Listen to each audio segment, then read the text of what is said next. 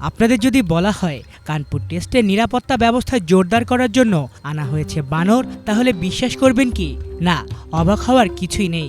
বিষয়টা সত্যি। কানপুরের টেস্টে যেন লেগেছে শনির দশা। একে এই সিরিজ শুরুর আগে হিন্দু মহাসভা নামের এক সংস্থার পক্ষ থেকে দেয়া হয়েছিল হুমকি, যে কারণে শুরু থেকেই পুরো কানপুর শহরে ছিল বিশেষ নিরাপত্তা ব্যবস্থা। তবে এর পাশাপাশি নিরাপত্তা ব্যবস্থা আরও জোরদার করার জন্য আনা হয়েছে এক ঝাঁক বানরও।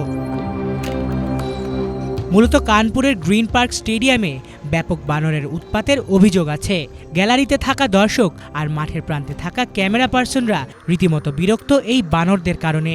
খাবার এবং মোবাইল ছিনিয়ে নিয়ে যাওয়ার অভিযোগও উঠেছে এর আগেও। সেসব থামাতেই এবার লাঙ্গুর প্রজাতির বানর এবং বানর পোষা মানুষদের ভাড়া করেছে উত্তরপ্রদেশ ক্রিকেট অ্যাসোসিয়েশন।